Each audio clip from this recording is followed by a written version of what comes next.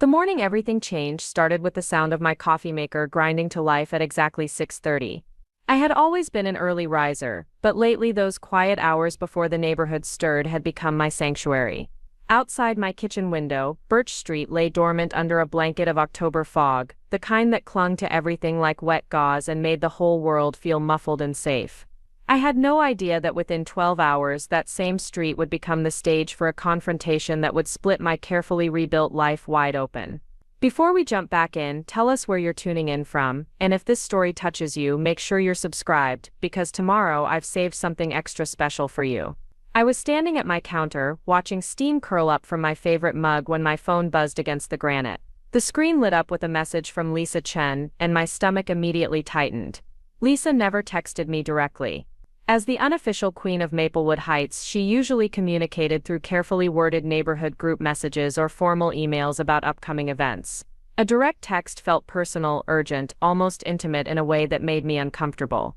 Emma, need to discuss tomorrow's charity setup. Can you stop by around 10? Thanks. No greeting, no pleasantries, just the kind of efficient communication that Lisa wielded like a scalpel. I stared at the message for a long moment, my thumb hovering over the keyboard. Part of me wanted to decline, to make up some excuse about work deadlines or family obligations. But the larger part of me, the part that had been trying so desperately to belong somewhere again after my divorce, knew I couldn't say no. Not to Lisa. Not when she held the keys to every social circle that mattered in this neighborhood. I had moved back to Maplewood Heights 8 months earlier, carrying nothing but a U-Haul full of furniture that no longer fit together and a heart that felt like it had been put through a paper shredder. The house on Birch Street had belonged to my grandmother, sitting empty for 2 years after she passed, waiting for someone in the family to need it. When my marriage to David collapsed in a spectacular display of mutual indifference and his secretary's perfume on his shirts, I needed it more than I needed my next breath. The neighborhood hadn't changed much since my childhood summers spent here. The same maple trees lined the streets, their leaves now turning the color of burnished copper.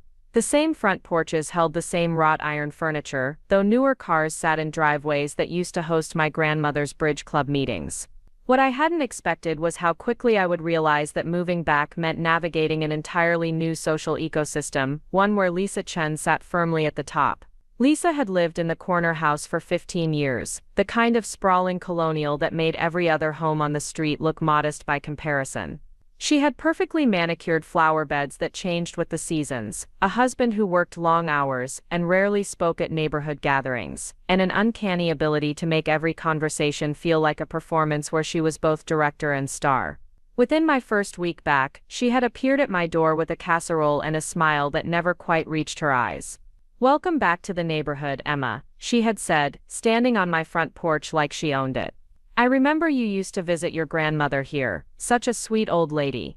I'm Lisa Chen, I coordinate most of our community activities." She had handed me the casserole dish still warm, and I had felt that familiar flutter of gratitude mixed with unease that would come to define our entire relationship. That was how it started. The casserole led to an invitation to the monthly book club, which led to a request to help with the annual Halloween block party, which led to my gradual absorption into Lisa's carefully orchestrated world of neighborhood politics and social hierarchies. I told myself I was grateful. After months of eating dinner alone in my Phoenix apartment, listening to the sound of David packing his belongings in the next room, the constant hum of community involvement felt like a lifeline. The truth was more complicated. Every interaction with Lisa left me feeling slightly off balance, like I was playing a game where everyone else knew the rules but me. She had a way of asking for help that felt less like a request and more like a gentle command. "Emma, you're so good with design work, could you handle the flyers for the charity drive? Emma, since you're not tied down with family obligations, would you mind taking the evening shift at the bake sale? Emma, you understand what it's like to start over. Maybe you could organize the donation collection for families in transition." Each time, I said yes. Each time, I threw myself into the task with the kind of desperate enthusiasm of someone trying to prove their worth. I designed flyers that were small works of art, stayed late to clean up after events, and donated more time and money than I could comfortably afford. I told myself this was what community looked like, what belonging felt like. I convinced myself that the tight feeling in my chest whenever Lisa smiled at me was just adjustment anxiety, the natural growing pains of building a new life. The morning of the charity event setup, I dressed carefully in jeans and a sweater that struck the right balance between approachable and put together. The annual Maplewood Heights Community Care Drive was Lisa's signature event, a weekend-long fundraiser that collected money and supplies for local families in need. It was also, as I had learned over the past 2 months of planning meetings, Lisa's opportunity to demonstrate her organizational prowess and confirm her position as the neighborhood's indispensable leader. I had volunteered to coordinate the silent auction, spending weeks reaching out to local businesses for donations and creating detailed catalogs of items and services. It was the kind of behind-the-scenes work that I was good at, the kind that let me contribute without having to navigate the complex social dynamics that seemed to govern every other aspect of the event. I had spreadsheets and confirmation emails, and carefully planned logistics.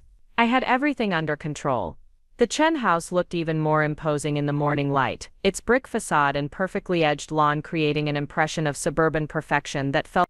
Preparing and narrating this story took us a lot of time, so if you are enjoying it, subscribe to our channel. It means a lot to us. Now back to the story. Felt almost aggressive in its completeness. I walked up the front path, noting the elaborate fall decorations that somehow managed to look both festive and intimidating. Before I could knock, the door swung open to reveal Lisa, dressed in yoga pants and a fitted sweater that probably cost more than my monthly grocery budget. "Emma, perfect timing," she said, stepping aside to let me in. "Mark's already left for his Saturday golf game, so we can talk freely." There was something in her tone that made me pause, a sharpness that hadn't been there in our previous interactions. The house smelled like expensive candles and coffee, the kind of carefully curated domestic perfection that made me acutely aware of my own imperfections. We sat in her living room, a space that looked like it had been photographed for a home decorating magazine. Lisa settled into an armchair that positioned her slightly above me on the couch, a subtle power dynamic that I was only now beginning to recognize. She had a manila folder in her lap and a pen in her hand, the props of someone preparing to conduct business. "So," she began, opening the folder with deliberate precision, "I've been reviewing the silent auction items, and I have some concerns." She pulled out my carefully prepared catalog, and I felt my stomach drop as I saw red ink marks scattered across several pages. "Some of these donations are, well, they're not quite what we usually feature at our events." I leaned forward, trying to see what she was marking. "What do you mean? Everything has been confirmed and verified. I have emails from every business owner." Lisa's smile was patient in the way that adults are patient with children who don't understand why they can't have candy for breakfast. "Oh, I'm sure you worked very hard on this, Emma. But you have to understand, this event reflects on all of us. When people see items from, say, Joe's Auto Repair, or that little Mexican restaurant on 5th Street, it sends a certain message about our community standards." The words hit me like cold water. I stared at her, trying to process what she was actually saying. "Those are local businesses, Lisa. Isn't the point to support the whole community?" "Of course," she said, her tone becoming more clipped. "But we also have to think about our image. The donors at this event are influential people. They expect a certain level of quality, a certain type of vendor. I'm sure you understand." She set the catalog aside and fixed me with a look that was somehow both sympathetic and condescending. "This is probably just a learning curve for you. You've been away from community organizing for a while." I felt heat rising in my cheeks, but I kept my voice level. "I've been organizing events since college, Lisa. These businesses offered genuine valuable donations. A full car detailing service, catered meals for 6 people, those aren't small contributions." Lisa sighed, the kind of theatrical exhale that suggested she was dealing with someone particularly difficult. "Emma, I think you're missing the bigger picture here. This isn't just about the monetary value. It's about perception, about maintaining the reputation we've built over years of careful cultivation. I can't have our signature event looking like a community garage sale." The casual cruelty of the comment took my breath away. I thought about Joe Martinez, who had spent 20 minutes explaining to me how he understood what it meant to struggle, how he wanted to give back to neighbors who might be facing the same challenges he had faced when he first started his business. I thought about Maria Gonzalez, who had offered to cater an entire dinner because she remembered what it was like to wonder where her family's next meal would come from. "These are good people offering meaningful help," I said, my voice finally carrying some of the anger I was feeling. "They're exactly the kind of community members this event should be celebrating." Lisa's expression shifted, and for the first time since I had known her, the polite mask slipped completely away. Emma, let me be very clear about something. This is my event. I've been running it successfully for 5 years. I brought you in to help because I thought you could handle simple tasks without supervision, but clearly I overestimated your capabilities. The room felt like it was tilting. I gripped the edge of the couch cushion, trying to maintain my balance in a conversation that had suddenly become something else entirely. Lisa, I followed every guideline you gave me. I confirmed every detail. I don't understand what's happening here. She stood up, moving to the window that overlooked her perfect front yard. What's happening is that you're questioning my judgment and my leadership, and frankly it's becoming exhausting. Do you have any idea how much work goes into maintaining community standards? How much effort it takes to keep this neighborhood the kind of place people actually want to live? I stood up too, my hands shaking slightly. I'm not questioning anything. I'm trying to understand why local business owners who were generous enough to donate to our cause are suddenly not good enough for your standards. Lisa turned around, and the look on her face was something I had never seen before. It was cold and calculating, and absolutely certain of its own righteousness. You know what your problem is, Emma. You're pathetic. You came crawling back to this neighborhood after your husband decided he didn't want you anymore, and now you're so desperate to belong somewhere that you can't see when you're in over your head. The words landed like physical blows. I felt my face burning, my throat closing up, my entire body reacting to the casual viciousness of what she had just said. The room went completely silent, except for the sound of my own heartbeat pounding in my ears. You think because you lived here as a child, because your grandmother was respected in this community, that somehow gives you automatic standing here. But respect is earned, Emma. And you haven't earned anything yet, except the reputation of someone who tries too hard and still gets everything wrong. I couldn't speak. I couldn't move.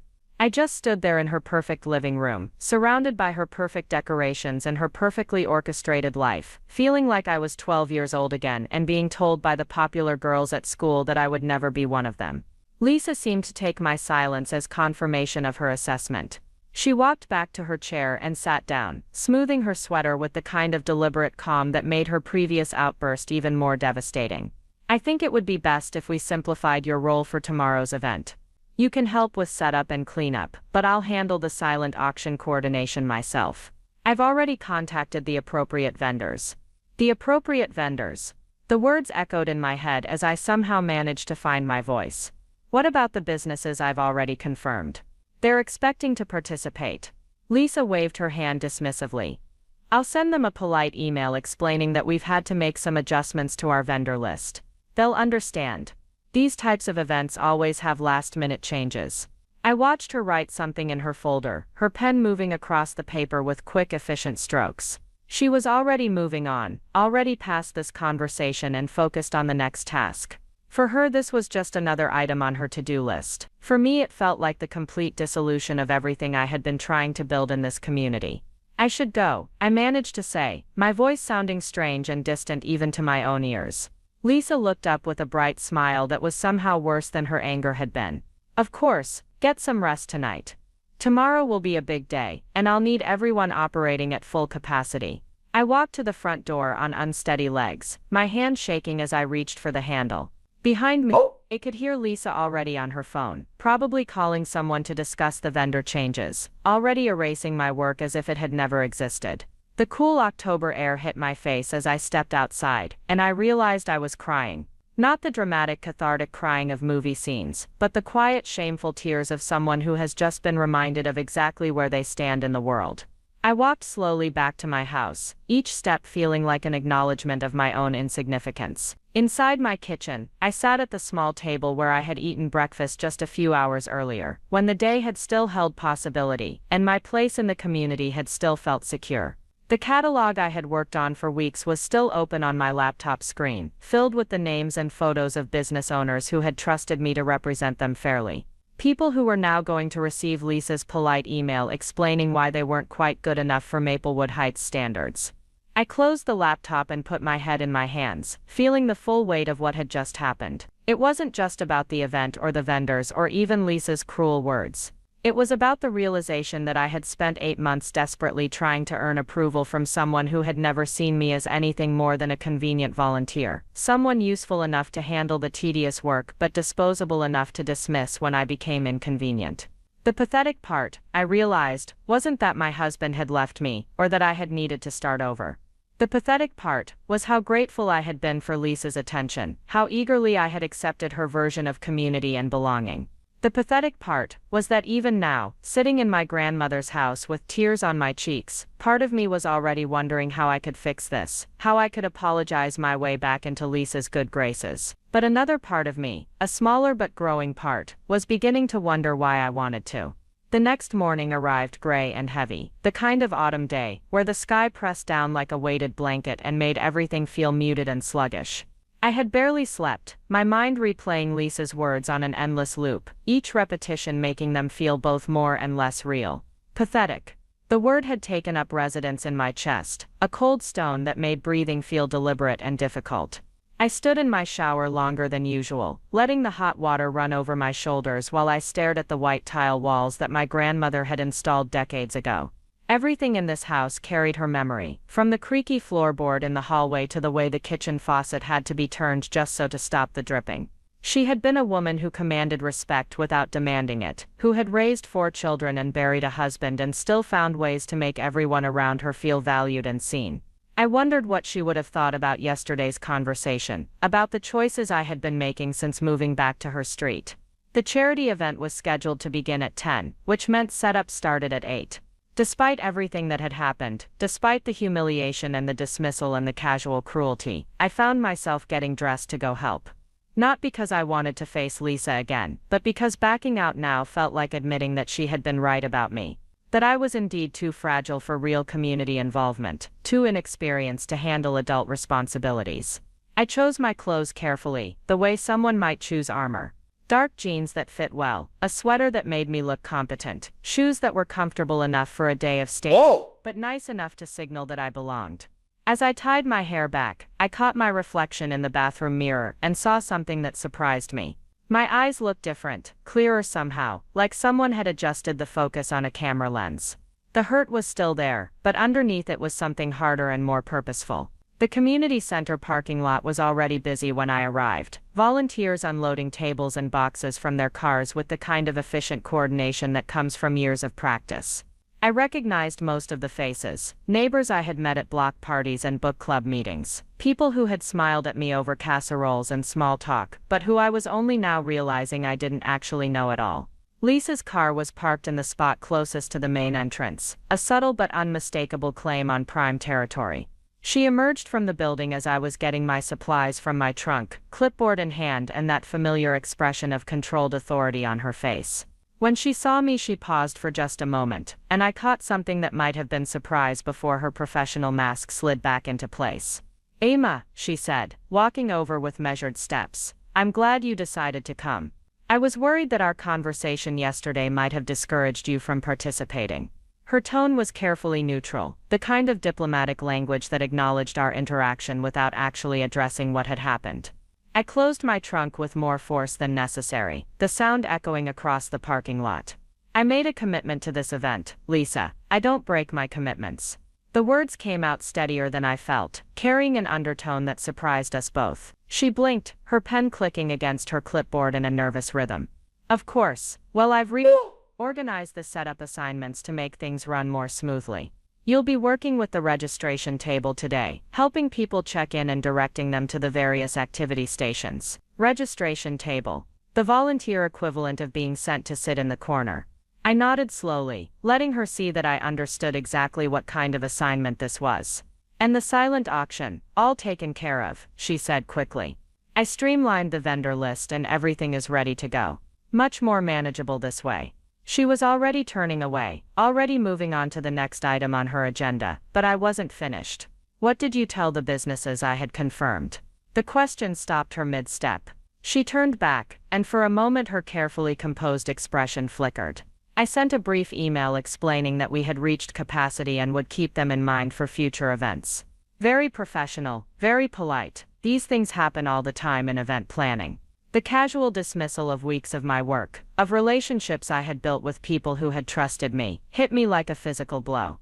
But instead of the shame and hurt I had felt yesterday, I found myself getting angry. Really genuinely angry in a way I hadn't allowed myself to be in months. Those people offered to help because they believed in what we were doing, Lisa. They trusted me to follow through on my commitments to them. Her jaw tightened almost imperceptibly. Emma, I really don't have time to rehash this conversation. The event starts in 2 hours, and there's still a tremendous amount of work to be done. Perhaps we could discuss vendor management strategies at a later date. She turned away again, this time with finality, leaving me standing in the parking lot with my registration table supplies and a growing understanding of how thoroughly I had been maneuvered out of meaningful participation. The next few hours passed in a blur of name tags and welcome packets and cheerful directions to the various fundraising activities scattered throughout the community center.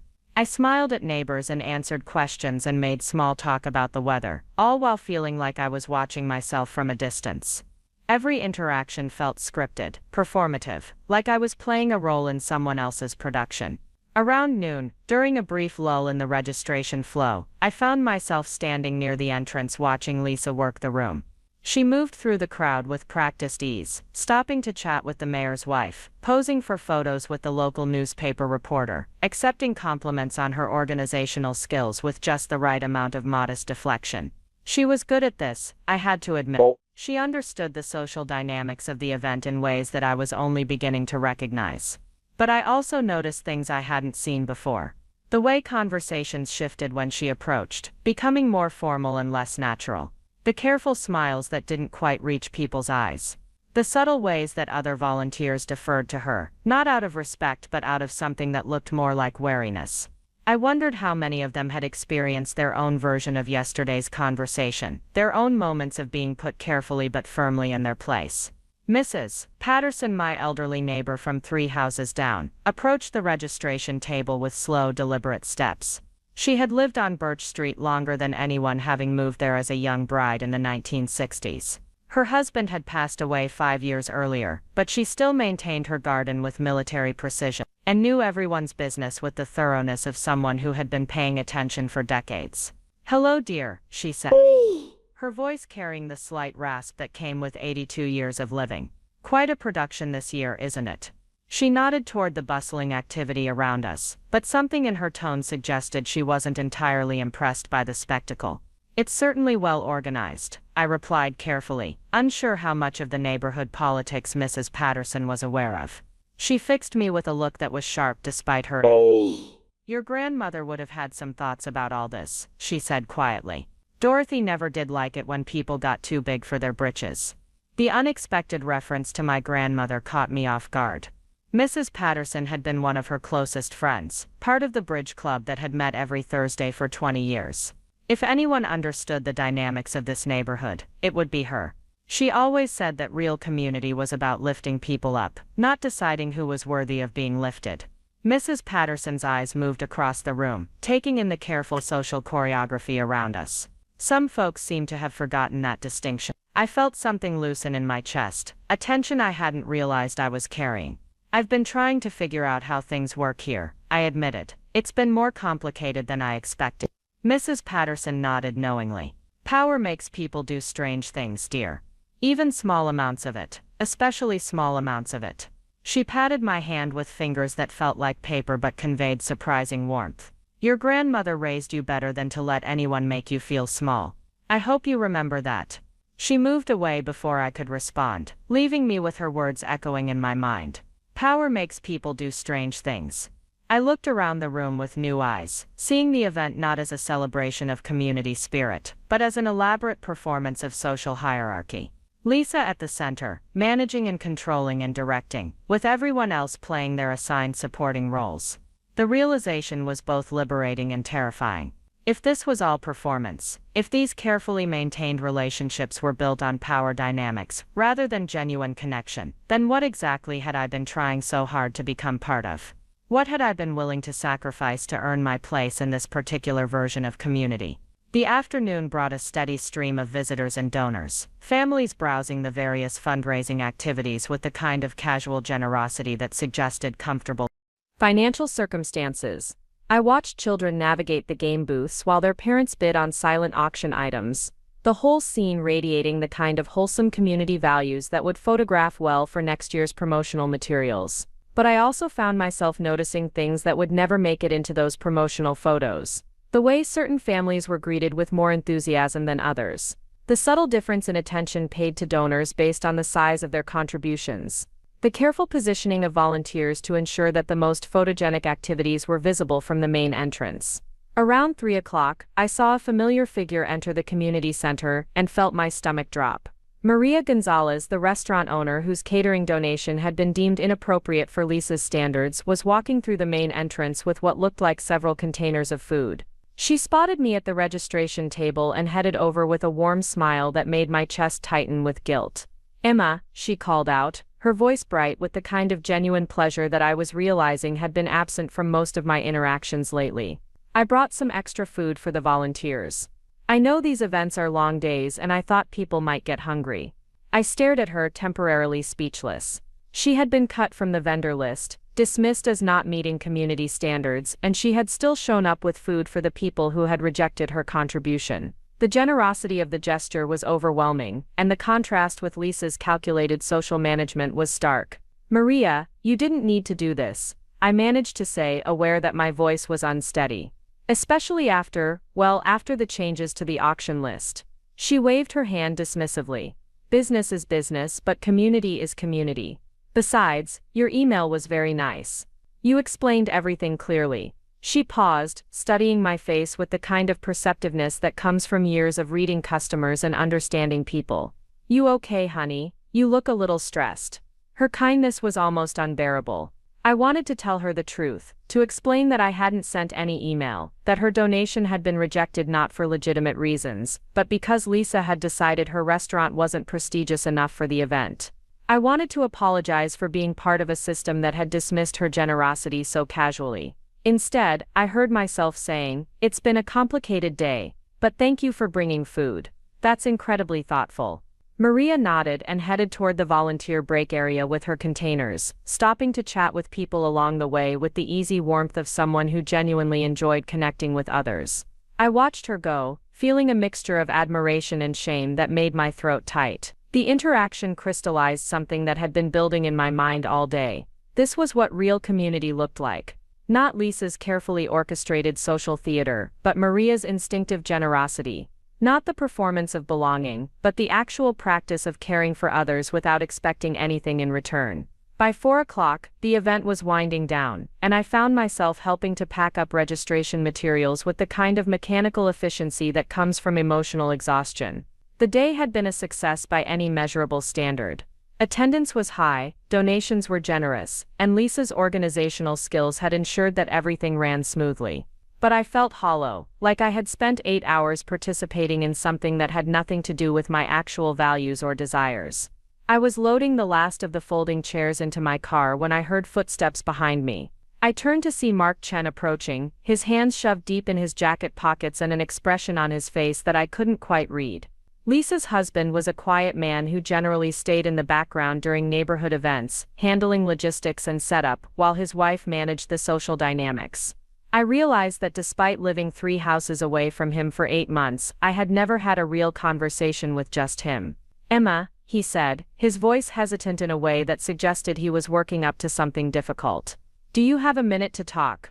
I closed my trunk and turned to face him fully, noting the tension in his shoulders and the way he kept glancing back toward the community center entrance.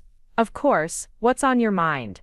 He was quiet for a long moment, seeming to wrestle with whatever he wanted to say. When he finally spoke, his words came out in a rush, like he was afraid he might lose his nerve if he went too slowly.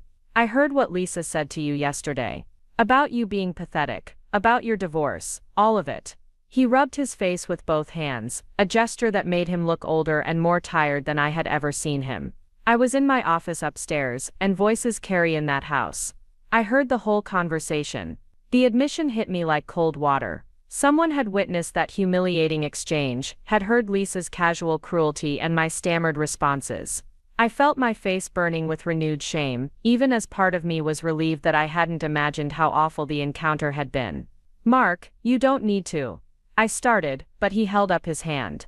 "Yes, I do need to. Because what she said was wrong, and cruel and completely out of line. And because I should have come downstairs and said something in the moment, but I didn't, and I've been feeling terrible about it ever since." He looked directly at me for the first time since approaching, and I was surprised to see genuine distress in his eyes. Lisa gets stressed about these events, he continued, his voice taking on the careful tone of someone who had practiced making excuses. She puts a lot of pressure on herself to make everything perfect, and sometimes that pressure comes out in ways that aren't fair to other people. But that doesn't excuse what she said to you. It doesn't excuse the way she treated those business owners either. The acknowledgement of what had happened felt both validating and devastating. Having someone else confirm that Lisa's behavior had been inappropriate made me feel less crazy, but it also forced me to confront how thoroughly I had been willing to gaslight myself to maintain my place in this community. "Why are you telling me this?" I asked, genuinely curious about his motivations.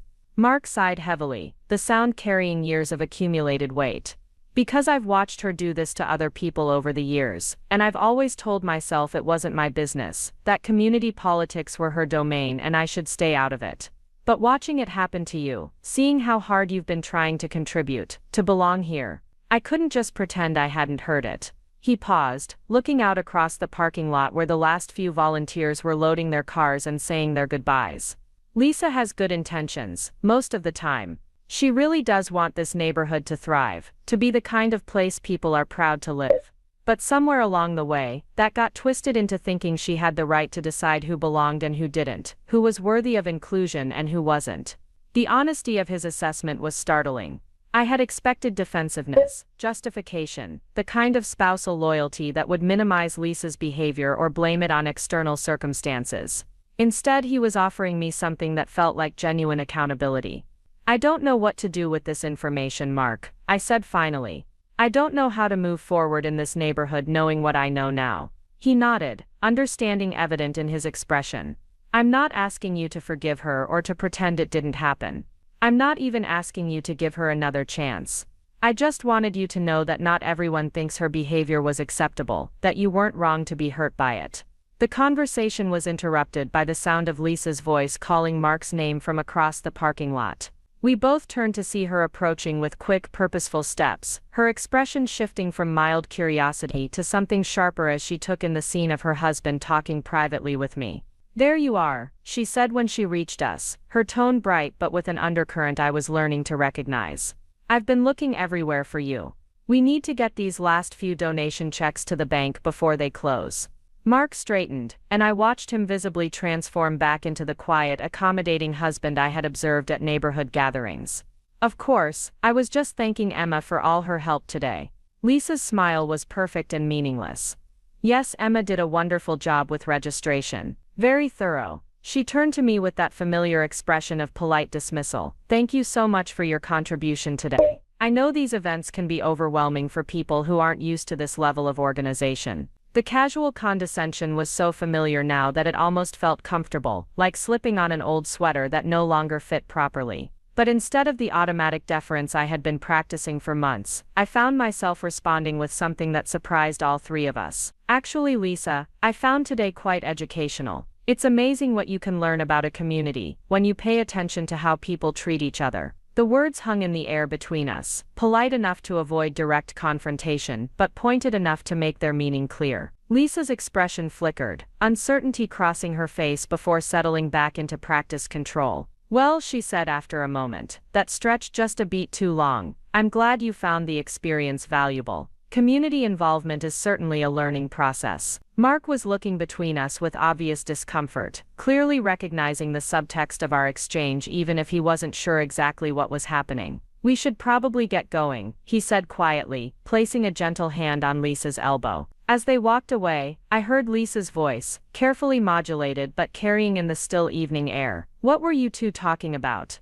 You seemed very serious." Mark's response was too quiet for me to hear, but I saw Lisa's posture stiffen slightly as they reached their car. She glanced back at me once before getting into the passenger seat, and for just a moment, the social mask slipped enough for me to see something that looked almost like uncertainty underneath. I drove home through the gathering dusk, my mind processing the day's events with a clarity that felt both new and familiar. The anger I had been suppressing all day was still there, but it was clean now, purposeful rather than chaotic. I wasn't angry at myself anymore for failing to navigate Lisa's expectations successfully. I was angry at the expectations themselves, at the whole system of social gatekeeping that I had been so eager to join. Back in my grandmother's house, I sat at the kitchen table where I had eaten breakfast that morning, when the day had still held the possibility of redemption and belonging. The light was different now, golden and slanted through the windows in a way that made everything look softer and more forgiving. I thought about Mrs. Patterson's words about power and its effects on people.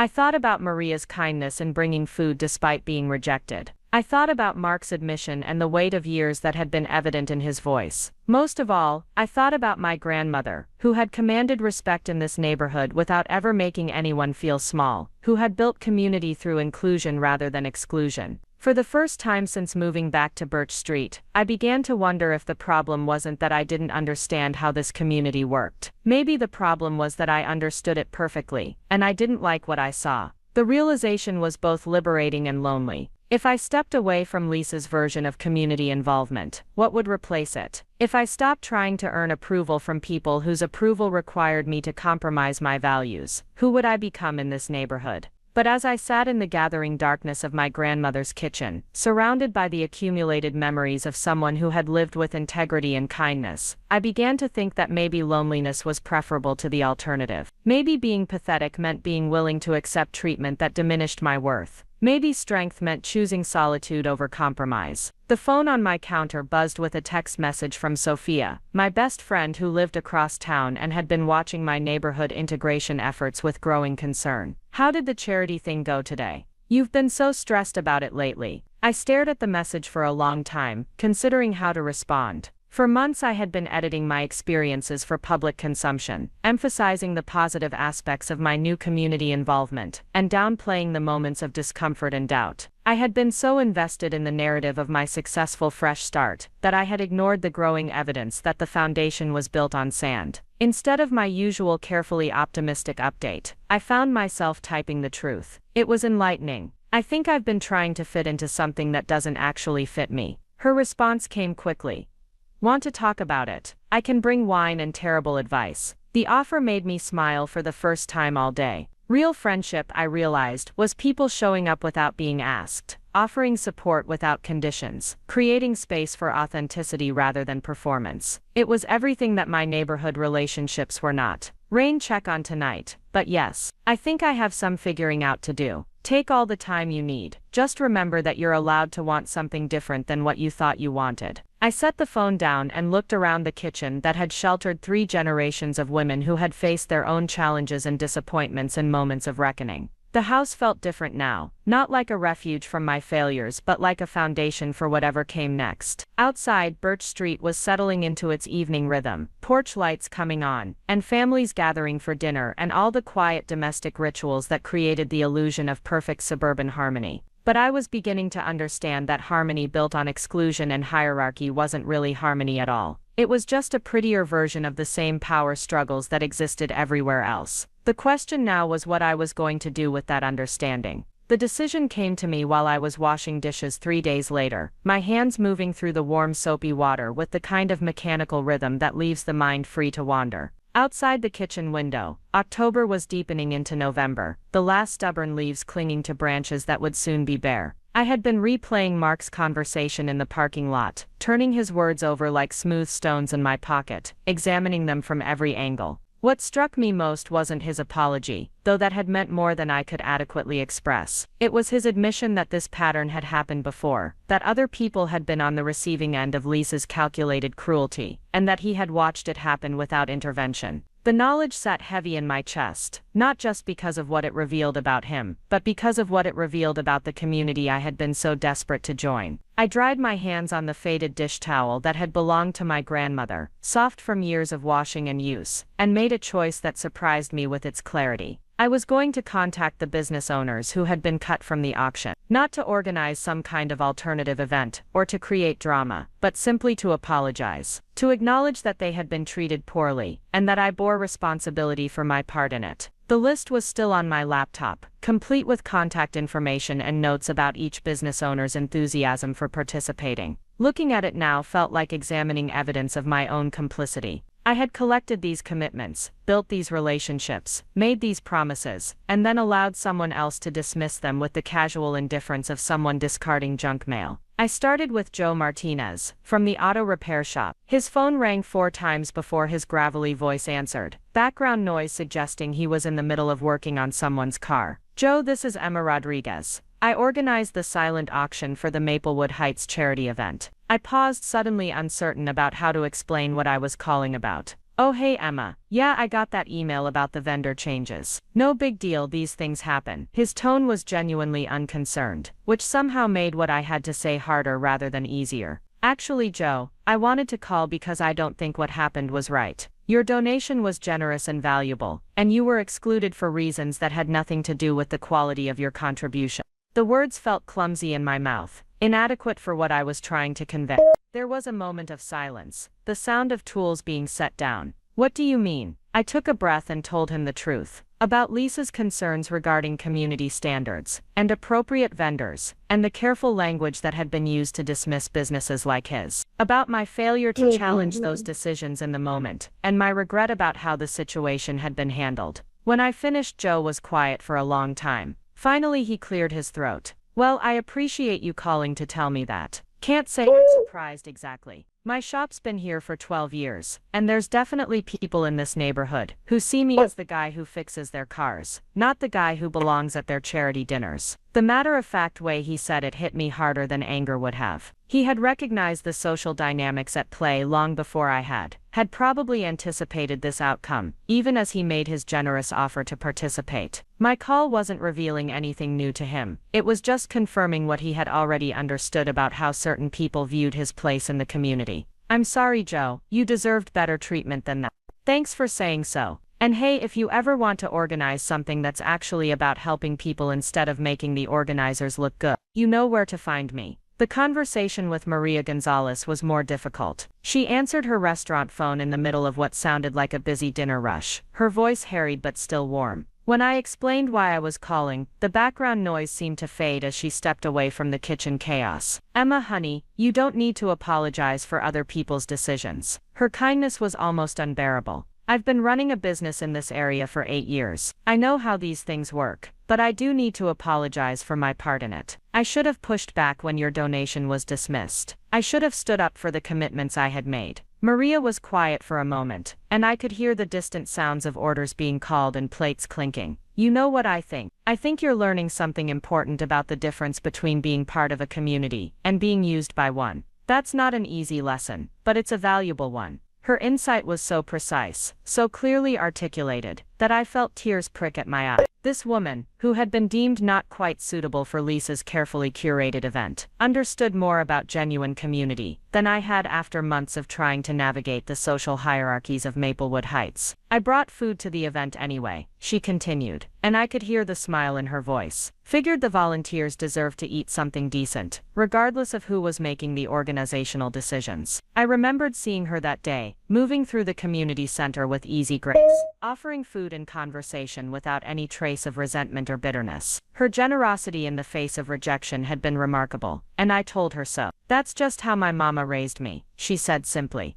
You take care of people when you can, and you don't keep score about who takes care of you back. Makes life a lot simpler. The simplicity she described felt revolutionary, after months of navigating the complex social calculations that seemed to govern every interaction in my neighborhood. The idea of giving without expectation, of participating without performing, of belonging without auditioning for approval. By the time I finished calling all 6 businesses that had been cut from the auction, I felt emotionally drained, but somehow cleaner, like I had washed off a layer of grime I hadn't realized I was carrying. Each conversation had been different, but they had all shared a common thread of dignity and grace that stood in sharp contrast to the petty gatekeeping I had witnessed at the charity event. That evening, I found myself sitting on my front porch, despite the November chill, wrapped in one of my grandmother's quilts, and watching the street settle into darkness. The porch light cast a small circle of warmth, beyond which the neighborhood stretched out in its usual tableau of domestic tranquility. But I was beginning to see the shadows between the streetlights, the spaces where the carefully maintained image didn't quite align with reality.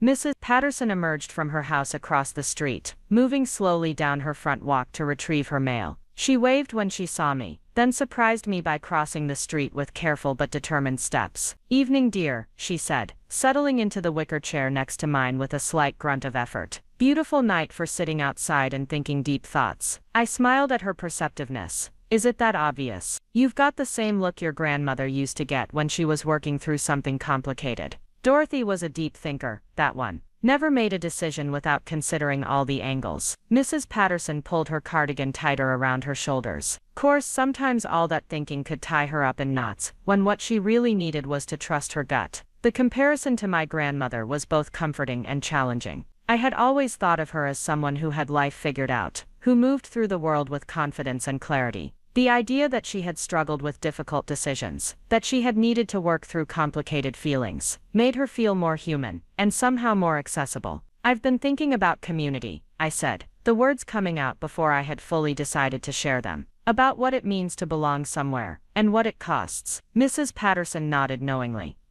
"Ah yes, the eternal question. Your grandmother and I used to talk about that quite a bit, especially toward the end when she was watching how the neighborhood was changing." She gestured toward Lisa's house, its perfect landscaping visible even in the dim light. New kind of leadership emerging, different ideas about how things should be done. Did she ever talk about Lisa specifically? Mrs. Patterson was quiet for a moment, choosing her words carefully. Dorothy believed that real leadership was about making space for people, not deciding who deserved to take up space. She worried about what would happen to this neighborhood if it became the kind of place where only certain types of people felt welcome. The insight felt like a gift, a connection to my grandmother's wisdom that I hadn't expected to find. "I think I've been trying so hard to fit in that I forgot to ask whether this was actually where I wanted to fit." That's the thing about belonging, honey. It should feel like coming home, not like passing an audition. Mrs. Patterson stood up slowly, using the chair arm for support. "Your grandmother knew you'd figure that out eventually. She always said you had too much sense to settle for anything less than authentic." After she left, I stayed on the porch for another hour, wrapped in the quilt and my grandmother's remembered wisdom.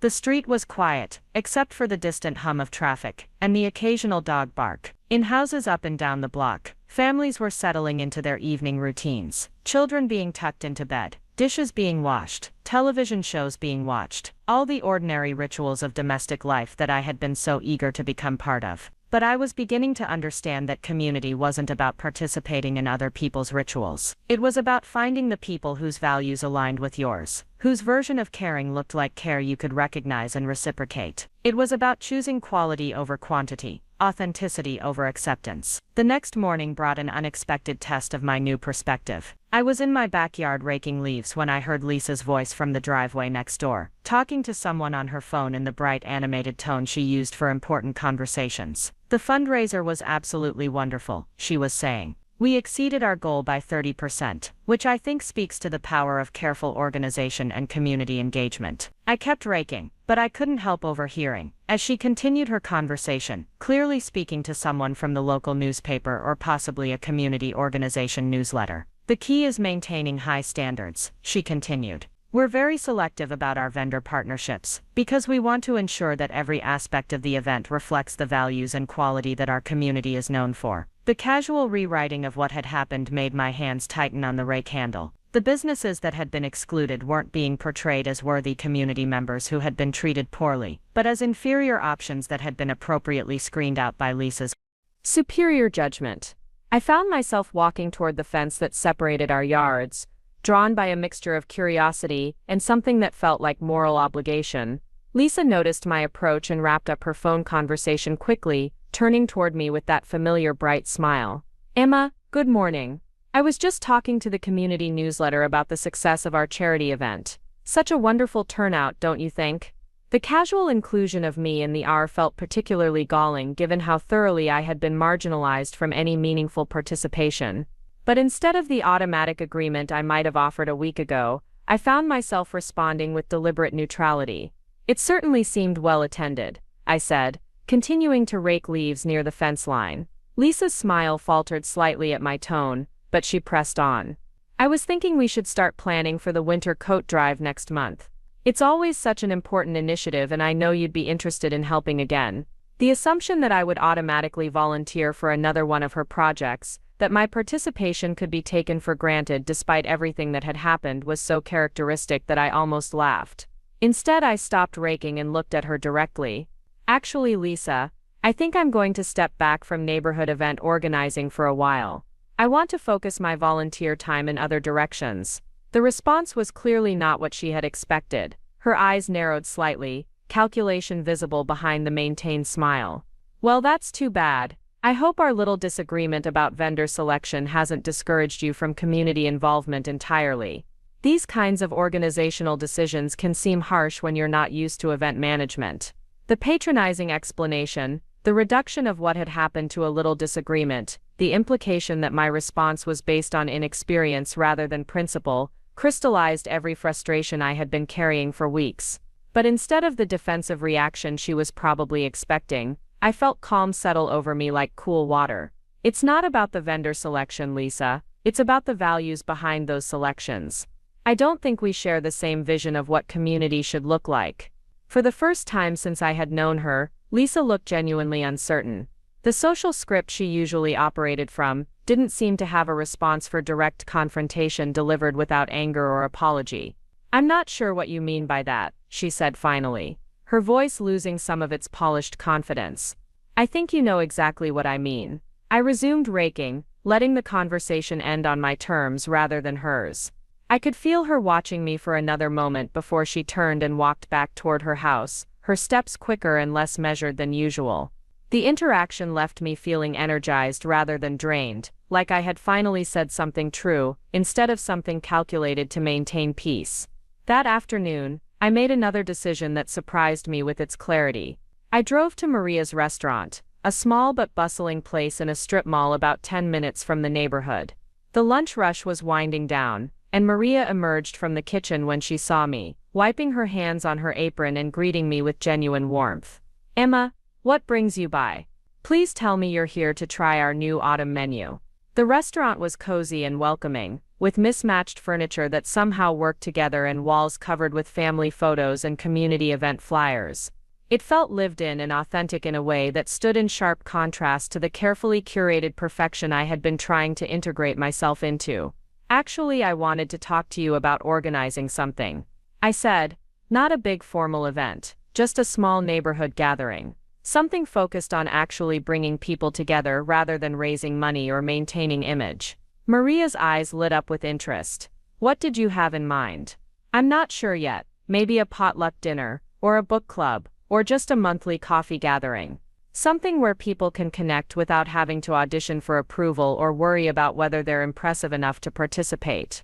"I love that idea," Maria said immediately. "I've been in this community for years, but I've always felt like there was an invisible wall around certain social circles. It would be wonderful to create something more inclusive." We spent the next hour brainstorming possibilities, and I found myself energized by the conversation in a way I hadn't experienced during months of neighborhood committee meetings. Maria had insights about community organizing that came from genuine care for people rather than desire for social control. She knew families who had been living in the area for years, but who never seemed to be included in the established social networks. "The thing is," she said as we discussed potential participants, "there are a lot of good people around here who just don't fit into the existing social structure. Single parents who don't have time for elaborate volunteer commitments. Older folks who feel left behind by the neighborhood's changing demographics. Newcomers who can't figure out how to break into the established circles." Her description painted a picture of a shadow community that existed parallel to Lisa's carefully managed social hierarchy. People who lived in the same area, shopped at the same stores, sent their children to the same schools, but who remained invisible to the organized community events that were supposed to represent neighborhood unity. "What if we started with something simple?" I suggested. "A monthly breakfast at the community center, just coffee and pastries and conversation. No agenda, no fundraising, no organizational structure, just people getting to know each other." Maria nodded enthusiastically. "I could provide pastries from the restaurant, and I know Mrs. Kim from the dry cleaning shop has been looking for ways to connect with neighbors. She speaks limited English, but she's one of the kindest people I've ever met." The conversation continued as we outlined a vision for genuine community building that felt revolutionary in its simplicity. No committees, no hierarchies, no gatekeepers deciding who was worthy of participation. Just open doors, and honest conversations, and the radical idea that everyone who lived in the neighborhood had something valuable to contribute. As I drove home, I felt something I hadn't experienced in months. Not the anxious hope of someone trying to earn approval, but the quiet satisfaction of someone acting in alignment with their values. The difference was profound and clarifying. That evening, I called my brother Jake, who lived across town but who had been watching my neighborhood integration efforts with growing skepticism.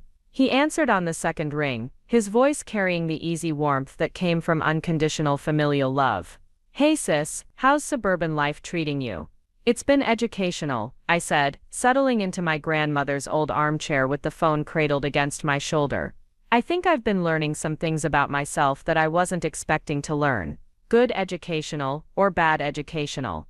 I considered the question, thinking about everything that had happened over the past week. The humiliation of Lisa's confrontation, the clarity of Mark's apology, the wisdom of Mrs. Patterson's perspective, the generosity of the business owners I had called, the excitement of planning something authentic with Maria. Both, I think, painful but necessary. Jake was quiet for a moment, and I could hear the sound of his television in the background, some sports commentary that he muted before responding. "You know, when you first moved back there, I worried that you were trying to recreate something that had never really existed in the first place. Like you were looking for the perfect childhood neighborhood that exists more in memory than reality." His insight was uncomfortably accurate. I had been trying to recapture something, to find a version of community that would heal the wounds left by my failed marriage and disrupted life. But I had been looking for it in the wrong places, trying to join something that required me to diminish parts of myself rather than building something that celebrated who I actually was. "I think you're right," I admitted. I was so focused on fitting in that I forgot to ask whether I actually wanted to be part of what I was trying to fit into. "So what's next?" The question felt both daunting and exciting. For months my social calendar had been dictated by Lisa's event schedule and committee meetings, and the carefully orchestrated activities that made up the official social life of Maplewood Heights. The idea of creating my own version of community involvement, of following my own instincts about what mattered, felt both liberating and terrifying. "I'm going to try building something instead of joining something," I said. "See if I can create the kind of community I actually want to be part of." "That sounds like the Emma I remember," Jake said, warmth evident in his voice. "The one who used to organize neighborhood cleanup days when we were kids because she couldn't stand seeing the playground covered in litter." The memory made me smile. I had forgotten about those childhood initiatives, the way I had simply identified problems and worked to solve them without worrying about whether I had permission or authority, or the right social connections. Somewhere along the way, I had lost that instinctive confidence in my own judgment and my own values. "Maybe it's time to remember how to do that again," I said. After we hung up, I sat in the armchair for a long time, watching the street outside my window, and thinking about the different ways people could choose to move through the world. Lisa's way, with its careful management and social gatekeeping and constant performance of superiority. Or Maria's way, with its open generosity and instinctive inclusion and genuine care for others' well-being. I thought about my grandmother, who had somehow managed to be respected and loved in this neighborhood without ever making anyone else feel small or excluded. Who had built community through addition rather than subtraction, through lifting people up rather than determining who deserved to be lifted. For the first time since moving back to Birch Street, I felt like I knew which path I wanted to follow. Not the one that led to acceptance in circles that required me to compromise my values, but the one that led to creating circles where those values could flourish. The decision felt both simple and revolutionary. Instead of trying to earn my place in someone else's version of community, I was going to build my own. The first meeting happened on a Tuesday morning, in early December, cold enough that breath formed small clouds in the community center parking lot, but not so cold that people stayed home. I had reserved the smallest room available, expecting maybe 5 or 6 people to show up for what I was calling simply coffee and connection. No agenda, no fundraising goals, no committees to join. Just an invitation to neighbors who wanted to meet each other without the usual social choreography. I arrived early with supplies donated by Maria, her restaurant's signature pastries filling the air with the scent of cinnamon and fresh bread. Mrs. Patterson was already waiting by the entrance, bundled in a wool coat that had probably been elegant 30 years ago, and carrying a thermos that she announced contained real coffee, not that weak stuff they usually serve at these places. She asked, studying my face with the perceptiveness that came from 8 decades of reading people. Terrified, I admitted, unlocking the door to the small meeting room. What if nobody comes? What if this was a terrible idea? Mrs. Patterson chuckled, settling into one of the folding chairs with deliberate care. Honey, I've lived through enough community initiatives to know the difference between something people actually want and something they think they're supposed to want. Trust me, people want this. By 9:30, 16 people had gathered around the scattered tables, a mix of faces I recognized, and others I was meeting for the first time. Maria had brought Mrs. Kim from the dry cleaning shop, who spoke softly, but whose smile needed no translation. A young father named David had showed up with his toddler, explaining that his wife was at work, and he was always looking for adult conversation during the long days of solo parenting. An elderly man named Frank, who lived alone in the apartment complex at the edge of the neighborhood, had walked 4 blocks to join us. What struck me most was the immediate ease of the conversation. Without formal presentations or organizational structure, people began talking to each other with the natural curiosity that comes from genuine interest rather than social obligation. Mrs. Kim showed photos of her grandchildren on her phone, while David's daughter colored quietly at a nearby table. Frank shared stories about the neighborhood's history, having lived there longer than anyone except Mrs. Patterson. I found myself moving between conversations not as a facilitator or organizer, but simply as another neighbor, another person interested in connection. The role felt more natural than anything I had experienced during months of committee meetings and event planning sessions.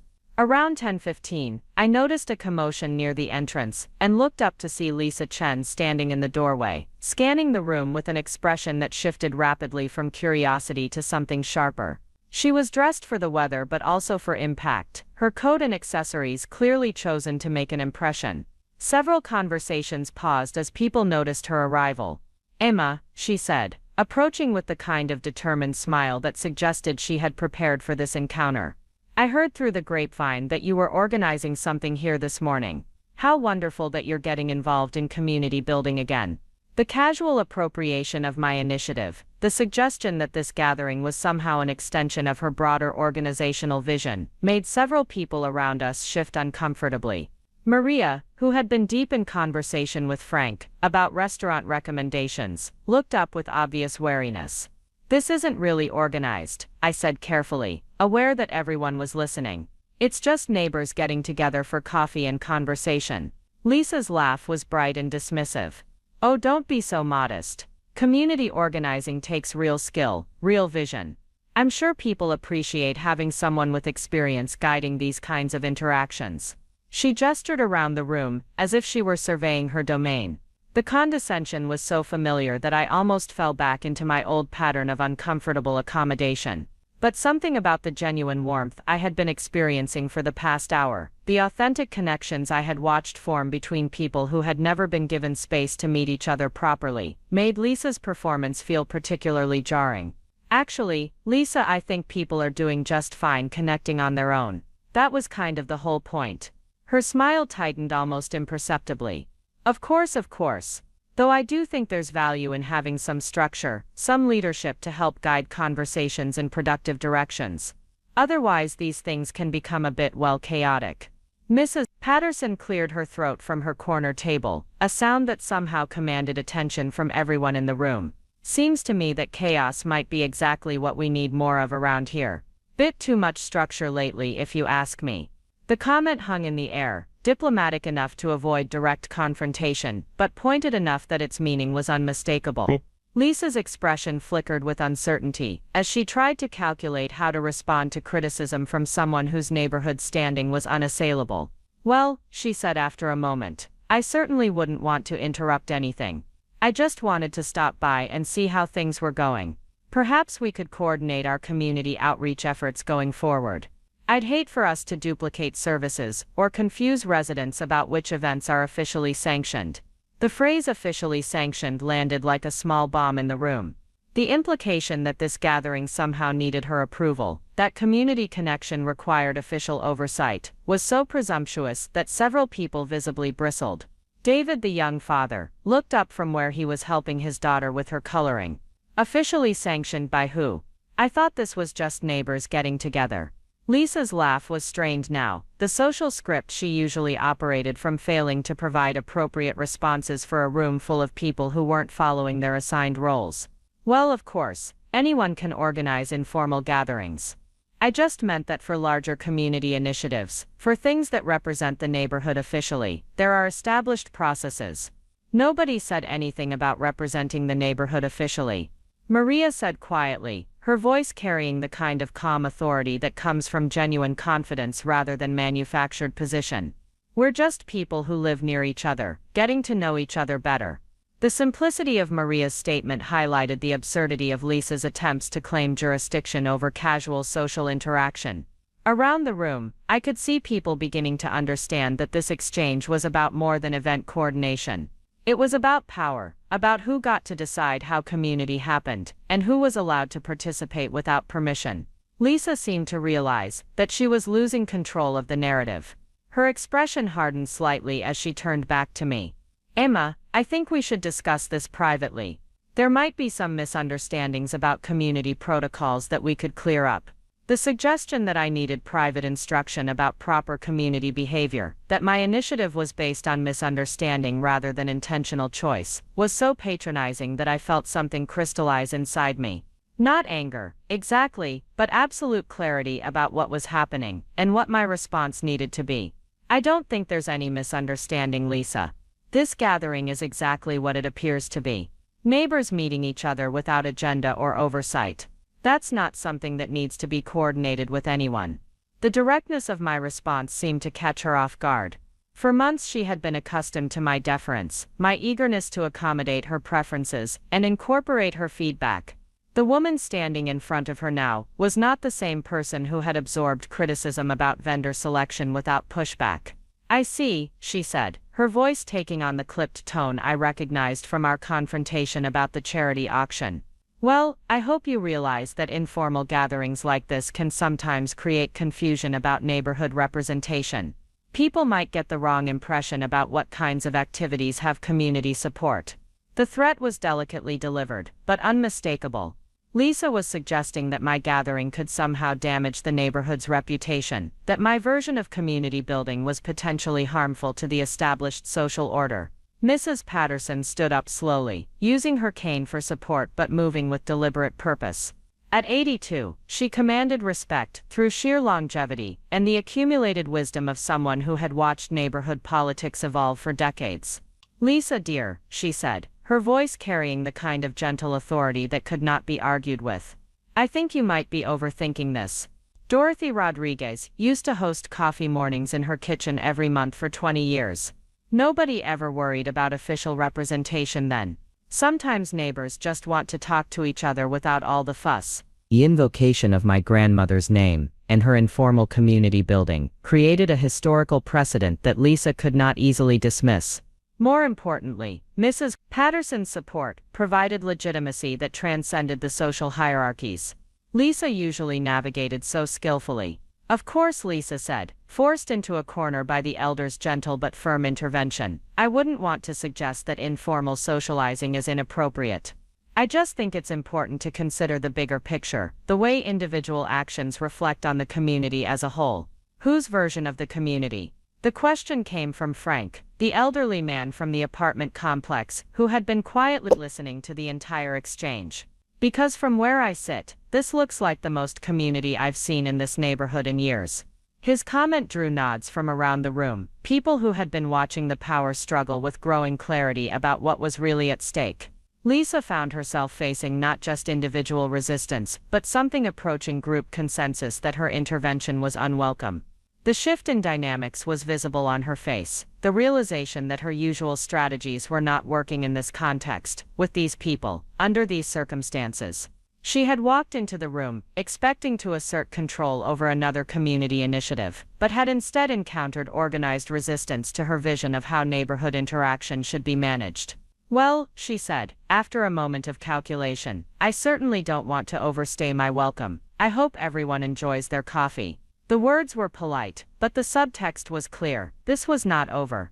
As she turned to leave, Mark Chen appeared in the doorway, clearly looking for his wife. The timing was particularly awkward, arriving just as Lisa was making her exit from what had obviously been an unsuccessful attempt at social control. "Oh, there you are," he said, glancing around the room with obvious confusion about what he had walked into. "Ready to go?" Lisa moved toward him quickly, eager to escape what had become an uncomfortable situation, but as they reached the doorway, Mark paused and turned back toward the room, his eyes finding mine across the space. "This looks nice," he said, his voice carrying genuine warmth. "Good to see neighbors getting together like this."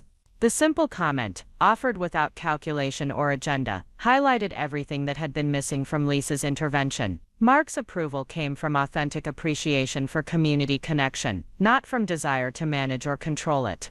After they left, the room remained quiet for a moment, people processing what they had witnessed. The confrontation had been subtle but decisive, a clash between different visions of how community should work that had ended with clear victory for the more inclusive approach. "Well," said David, breaking the silence, "that was interesting."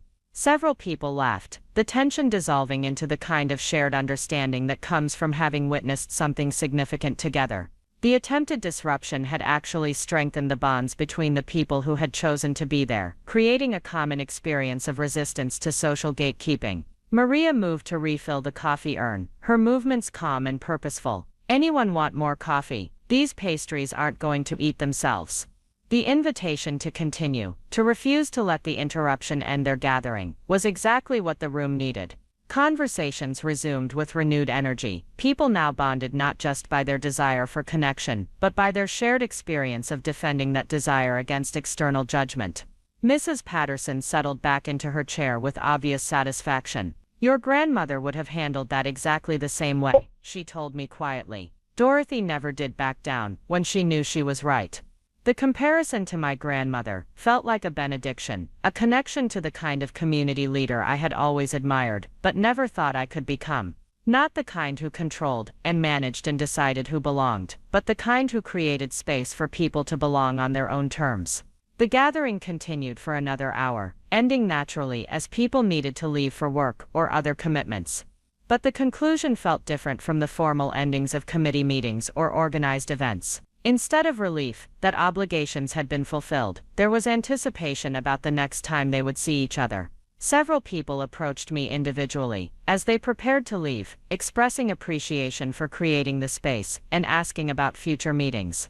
Mrs. Kim, despite her limited English, managed to communicate that she would bring homemade cookies next time. Frank asked if it would be appropriate to invite other residents from his apartment complex. David wondered if weekend meetings might work better for working parents. Each conversation reinforced that what had happened in the room was exactly what people had been wanting, that the hunger for authentic community connection had been there all along, waiting for someone to create the right kind of space for it to emerge. As I packed up the remaining pastries and stacked the chairs, I reflected on how different this felt from the aftermath of Lisa's organized events. Instead of exhaustion and social anxiety, I felt energized and purposeful. Instead of wondering whether I had performed adequately, I felt confident that something genuine had been created.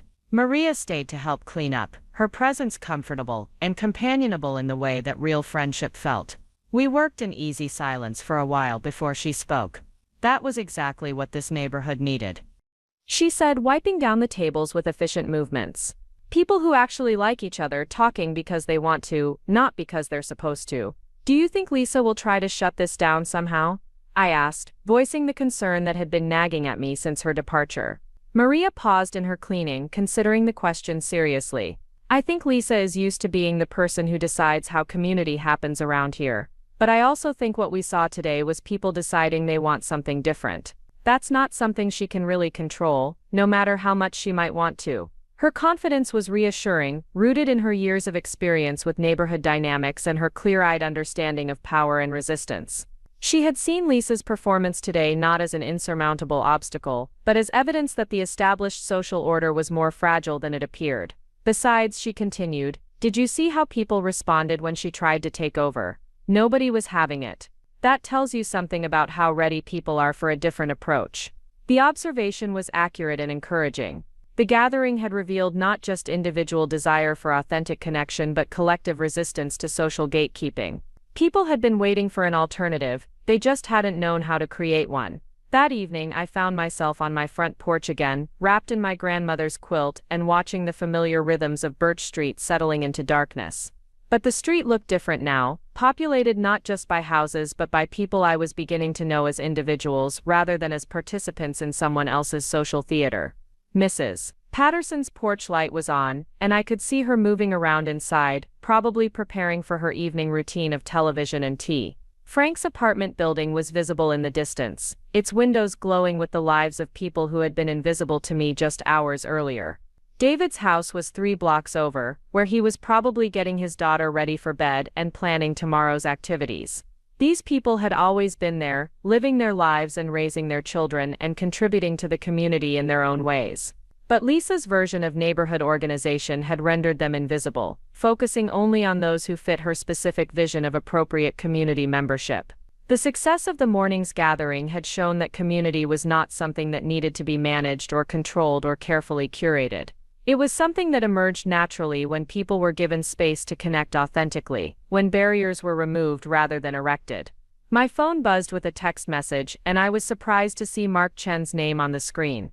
We had never exchanged numbers, but he had apparently gotten mine from the neighborhood directory. Emma, I wanted to apologize for Lisa's behavior this morning. What you're doing with the coffee gatherings is exactly what this neighborhood needs. I hope you'll continue despite any discouragement you might have received.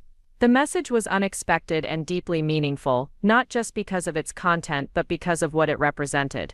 Mark had witnessed his wife's attempt to control my initiative and had chosen to reach out in support rather than solidarity. It suggested that even within the Chen household, there was recognition that Lisa's approach to community management was problematic. I typed back a simple thank you, not wanting to create complications for him but appreciating his gesture of support. The fact that he had taken the risk of reaching out, knowing that his message might be discovered by Lisa, spoke to the strength of his conviction that what I was doing mattered. The next few weeks brought a series of small but significant changes to the social landscape of Maplewood Heights. The coffee gatherings continued, growing steadily as word spread through informal networks rather than official announcements. People began inviting neighbors they thought might be interested, creating organic expansion based on genuine connection rather than strategic networking. Mrs. Kim brought her promised cookies and stayed for the entire gathering, her limited English supplemented by smiles and gestures that needed no translation.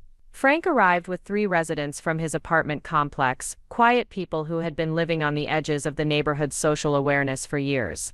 A single mother named Jennifer started attending with her teenage daughter, grateful for adult conversation and community support that didn't require her to pretend her life was more organized than it actually was. Each meeting revealed new layers of the community that had been hidden beneath Lisa's carefully curated version of neighborhood life. People who worked night shifts and couldn't attend evening events. Elderly residents who found large gatherings overwhelming but thrived in smaller, more intimate settings. Families who had been intimidated by the formal structure of established community organizations but flourished in environments that welcomed them as they were. The contrast with Lisa's events became increasingly apparent as the gatherings established their own rhythm and culture. Instead of performances of community spirit, these were actual expressions of it. Instead of networking opportunities disguised as social connection, these were genuine opportunities for people to know each other better. Lisa's response to the growing success of the coffee gatherings was initially indirect but increasingly pointed.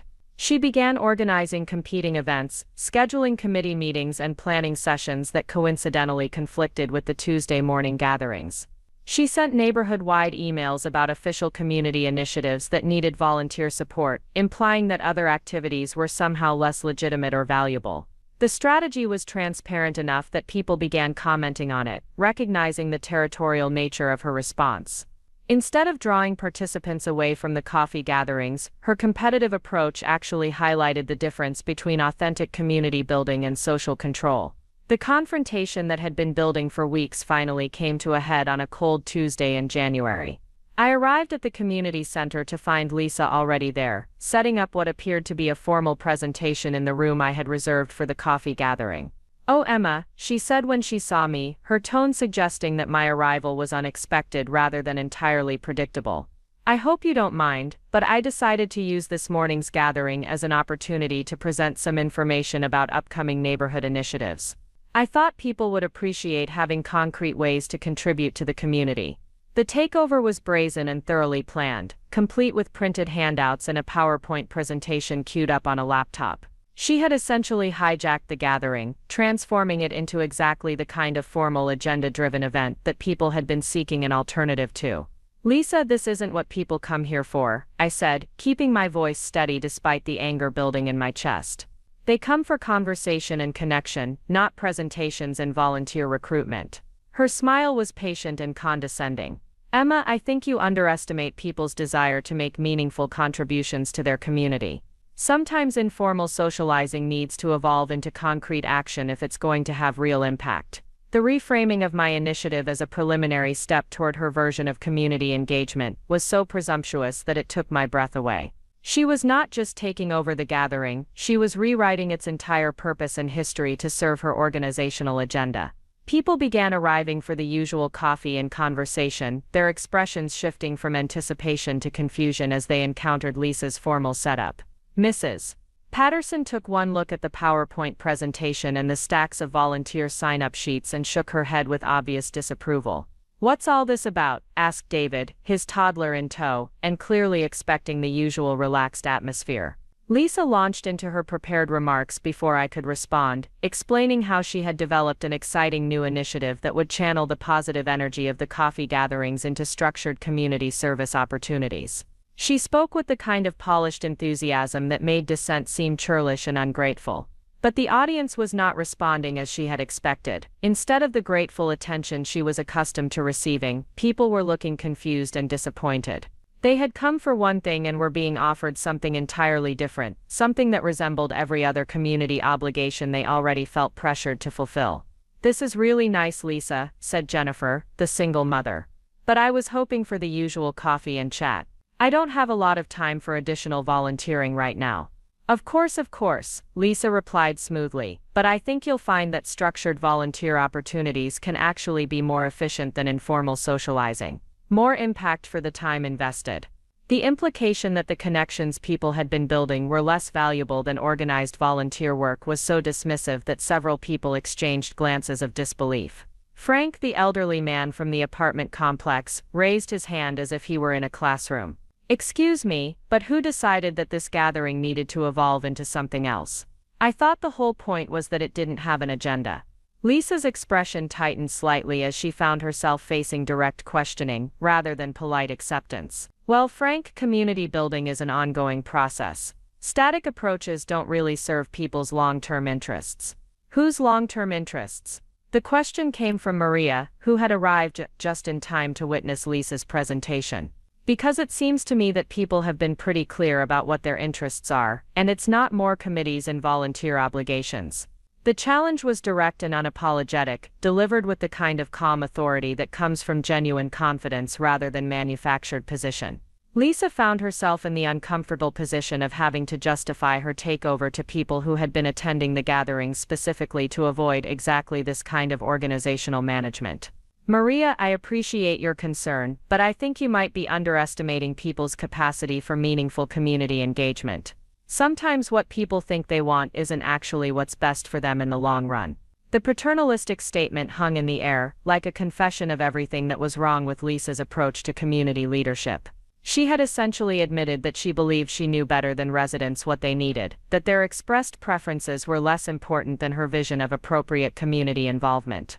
Mrs. Patterson stood up slowly, her cane tapping against the floor in a rhythm that commanded attention. "Lisa dear, I've been part of this community for longer than most people have been alive. I know the difference between community building and community managing. What we've been doing here is the first kind. What you're trying to turn it into is the second kind. And we don't want the second kind." The elder's statement was delivered with gentle firmness but absolute clarity. She was not arguing with Lisa, she was informing her of a decision that had already been made collectively. The gathering belonged to the people who attended it, not to the person who wanted to transform it into something else. Lisa's composure finally cracked, her professional mask slipping to reveal genuine frustration underneath. I'm trying to help this community reach its potential. What you're describing is just social club behavior that doesn't actually accomplish anything meaningful.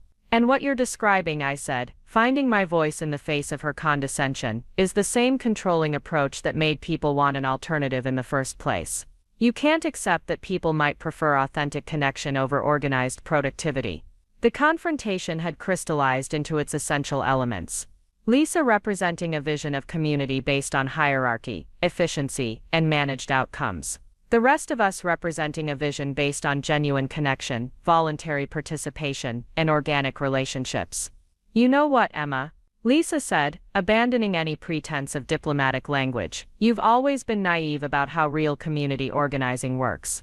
These people don't need someone who enables their desire to avoid responsibility. They need leadership that challenges them to contribute meaningfully.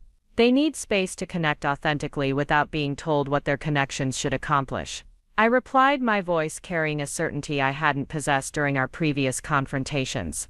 They need community that includes them as they are, not community that requires them to prove their worth through volunteer performance. Lisa packed up her presentation materials with sharp, angry movements, her grand initiative having failed spectacularly. Fine. But don't pretend that social hour is the same thing as community building. And don't expect people to take this seriously long-term if it doesn't evolve beyond casual conversation. She left without saying goodbye to anyone else, her departure feeling like the removal of a weight that had been pressing down on the room. The silence that followed was different from the uncomfortable quiet that had followed her arrival. This was the silence of relief, of a threat having been confronted and neutralized. Well, said David, settling his daughter at a table with her coloring books, I guess we should probably make some coffee. The simple statement released the tension completely, people moving to resume their usual activities with renewed appreciation for what they had almost lost. Conversations picked up where they might have been. Pastries were shared, children were entertained, and the authentic community connection that Lisa had tried to co-opt reasserted itself with quiet strength. As I helped Maria set up the coffee service, she spoke quietly enough that only I could hear. You handled that perfectly, firm but not cruel, clear but not aggressive. That's real leadership. The compliment meant more to me than any committee appointment or event coordination role ever could have. This was leadership based on creating space for others rather than managing their choices, on facilitating connection rather than controlling outcomes. The gathering continued for its usual duration, but with an additional layer of bonding that came from having defended their chosen form of community against external pressure. People exchanged contact information more freely, made plans to see each other outside of the Tuesday meetings, and spoke with increased appreciation for what they had built together. As people prepared to leave, Mrs. Patterson approached me with something that looked like pride in her expression. Your grandmother would have been very proud of how you handled that situation today. Dorothy always said that real strength was knowing when to stand up and when to step back. You did both perfectly. The comparison to my grandmother felt like the completion of a circle that had been opening since the day I moved back to Birch Street. I had spent months trying to earn my place in someone else's version of community, only to discover that what I actually needed to do was create space for the kind of community I wanted to be part of. That afternoon, I received a phone call from Mark Chen. His voice was tired but resolved when he identified himself. Emma, I owe you an apology that's long overdue. Not just for this morning, but for everything that's happened over the past few months. I should have spoken up sooner about Lisa's behavior, not just to you but to other people she's treated poorly over the years. The admission was unexpected in its scope and sincerity. Mark, you don't need to apologize for other people's choices. Actually, I think I do. When you watch someone being treated badly and you don't say anything, you become part of the problem. I've been part of the problem for too long. He paused, seeming to gather his thoughts. I wanted you to know that what you've created with these coffee gatherings is exactly what this neighborhood has needed for years. Real community, not the performance of community. What will this mean for you at home? I asked, genuinely concerned about the consequences he might face for supporting an initiative that Lisa clearly opposed. Mark was quiet for a moment. That's something I need to figure out. But I can't keep enabling behavior that I know is harmful just to keep peace in my own house. That's not fair to the people who get hurt, and it's not fair to Lisa either. Someone needs to tell her that this approach isn't working. The conversation continued for another few minutes, but Mark's central point was clear. He was choosing to support authentic community building over loyalty to his wife's controlling approach, even knowing that this choice would create difficulties in his personal life. After we hung up, I sat at my kitchen table looking out at Birch Street as afternoon shadows lengthened across the familiar landscape. The neighborhood looked the same as it had on the day I arrived 8 months earlier, but everything had changed in ways that mattered more than surface appearances. I had come back to this street seeking acceptance and belonging, willing to compromise my values and authentic self to earn my place in an established social order. What I had discovered instead was that the belonging I craved could not be earned through performance or awarded by gatekeepers. It had to be created through the patient work of building genuine relationships based on mutual respect and shared values. The coffee gatherings had grown into something more than social events. They had become proof that community could be inclusive rather than exclusive, organic rather than managed, authentic rather than performative. People who had been marginalized by the established social hierarchy had found space to connect and contribute. People who had been intimidated by formal volunteer obligations had discovered ways to care for their neighbors that felt natural and sustainable. Most importantly, I had learned the difference between trying to fit into someone else's vision of community and creating space for the kind of community that aligned with my actual values. The first approach required me to diminish parts of myself to meet external expectations. The second approach allowed me to contribute my authentic strengths to something larger than myself. The transformation had not been easy or comfortable. Standing up to Lisa's attempts at control had required me to access courage I wasn't sure I possessed. Choosing to prioritize authentic connection over social acceptance had meant risking isolation and judgment. But the rewards had been worth the risks. As evening settled over Maplewood Heights, I felt something I had not experienced since my marriage ended. Not just peace or contentment, but genuine excitement about the future. I had work that mattered, relationships that nourished me, and a growing understanding of my own capacity for leadership and community building. The woman who had stirred soup and answered Aunt Miriam's text message all those months ago felt like a different person entirely. She had been seeking permission to belong, approval for her contributions, validation for her worth. The woman sitting at this kitchen table no longer needed those things from external sources. She had found ways to belong that didn't require auditions, to contribute that didn't require approval, to matter that didn't require validation from people whose values she didn't share. Tomorrow there would be another Tuesday, another gathering of neighbors who had chosen authentic connection over social performance. There would be new people to welcome, new conversations to facilitate, new bonds to witness forming between people who had been waiting for exactly this kind of community space. But tonight I was content to sit in my grandmother's house on the street, where she had modeled a different kind of community leadership, surrounded by the growing understanding that I had finally found my place. Not by earning it from others, but by creating it for myself and opening it generously to anyone who wanted to share it. 3 months after that final confrontation with Lisa, I found myself standing in Maria's restaurant on a Saturday evening, surrounded by faces that had become genuinely familiar, rather than merely recognizable. The monthly potluck dinners had evolved naturally from the Tuesday coffee gatherings, growing into something that none of us had planned but all of us had needed. Tonight marked the 6th dinner, and the small dining room was filled with the kind of warm chaos that comes from real community rather than orchestrated events. Mrs. Kim had brought kimchi that made everyone's eyes water in the best possible way, while Frank regaled a table of newcomers with stories about the neighborhood's transformation over the decades. David's daughter was teaching Mrs. Patterson's great-grandson how to fold napkins into elaborate shapes, their concentration so intense that neither noticed the adults watching them with delighted smiles. Jennifer had arrived with a casserole and her teenage daughter, both of them finally looking relaxed in a way that suggested they had found their tribe. The contrast with Lisa's carefully choreographed events was impossible to ignore, though by now the comparison felt less significant than it once had. Where her gatherings had been performances of community spirit, these dinners were actual expressions of it. Where her events had required people to present their best selves, these gatherings welcomed people exactly as they were. The difference was profound and liberating, creating space for the kind of authentic relationships that I had been seeking without knowing how to name what I needed. Maria moved between tables with the easy grace of someone who understood hospitality not as performance, but as genuine care for others' comfort. She had closed the restaurant early to host tonight's dinner, transforming her business space into something that felt more like an extended family gathering.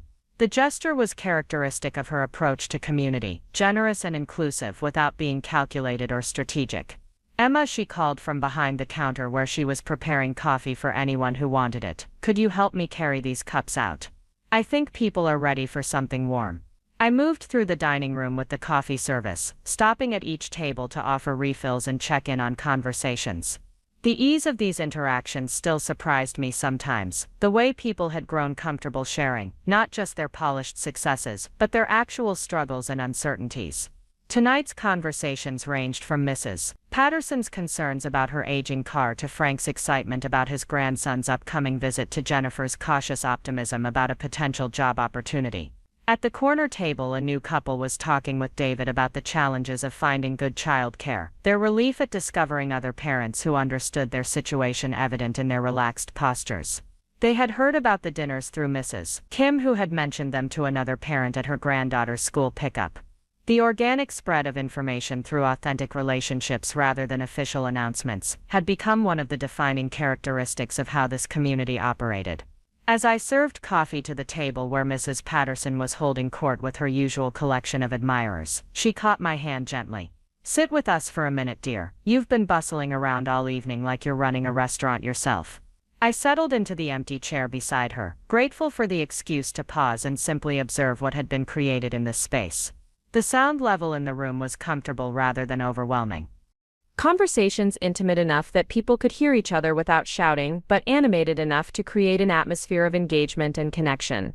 "Look around this room," Mrs. Patterson said quietly, following my gaze as it moved from table to table. "Tell me what you see."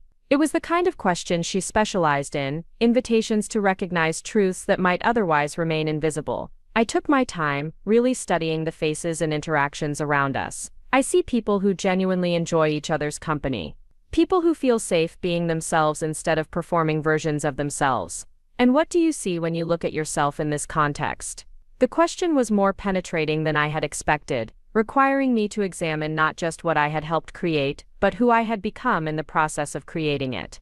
The woman sitting in this chair was different from the one who had moved back to Birch Street less than a year ago. Not just more confident, though that was certainly true, but more fundamentally comfortable with her own values and vision. I see someone who stopped trying to earn approval and started creating the conditions for authentic connection, I said finally. Someone who learned the difference between belonging and fitting in. Mrs. Patterson nodded with satisfaction. "Your grandmother would have been proud to hear you say that." Dorothy always understood that real leadership was about making space for others to flourish, not about proving your own importance. The comparison to my grandmother had become less surprising over the months, but it still carried weight. I had grown up admiring her ability to command respect while making everyone around her feel valued, but I had never understood how she accomplished that balance. Now I was beginning to see that it was less about specific techniques and more about fundamental orientation toward other people's well-being. The dinner was winding down naturally as people began to clear their own dishes and help stack chairs, the kind of collaborative cleanup that happens when people feel ownership of a space rather than simply consuming services provided by others. Maria declined offers to help wash dishes, explaining that she actually enjoyed the quiet ritual of closing down the restaurant at the end of a successful evening. As people prepared to leave, they lingered in conversations that seemed reluctant to end, making tentative plans for coffee dates and shared activities that would extend their connections beyond the formal gatherings. The organic development of smaller friendships within the larger community had been one of the most rewarding aspects of what we had built together, proof that authentic relationships could grow when people were given appropriate soil and conditions. Frank approached me as I was gathering my own things, his expression thoughtful in a way that suggested he had something particular on his mind. "Emma, I wanted to thank you for what you've done here. Not just the organizing, but the way you've done it.